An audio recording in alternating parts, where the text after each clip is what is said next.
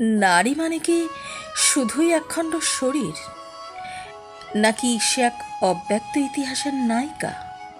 সমাজের চোখে সে কি শুধুই এক রূপের পুতুল, নাকি সংগ্রামী জীবনের এক অনন্ত প্রতিমা? যখন জন্ম নেয় কন্যা, মুখ ভার হয় অনেকের, যেন সে এক বোঝা, অনাকাঙ্ক্ষিত অতিথি। তবু মা হয়ে তাকে বুকে চেপে রাখে, স্বপ্ন বনে সেও একদিন আলো ছড়াবে। শৈশব পেরোতেই বাধা পড়ে শৃঙ্খলে।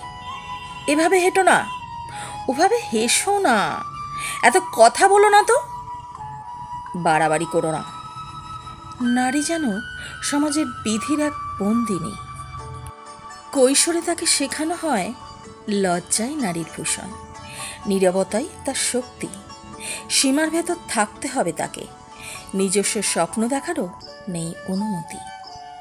যৌবনে সে ভালোবাসতে চায়, কিন্তু সমাজের চোখে তা অপরাধ।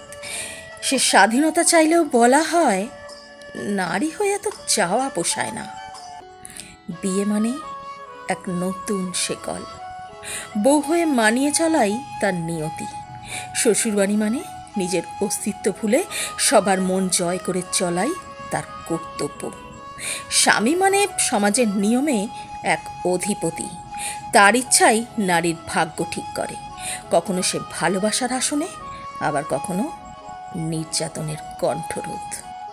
মা হলে আবার বদলে যায় পরিচয়, নিজের স্বপ্ন বিসর্জন দিয়ে সন্তানের আশ্রয়। কিন্তু যদি সে কন্যা জন্ম নেয়, সমাজ তখনও মুখ বেঁকিয়ে তাকায়।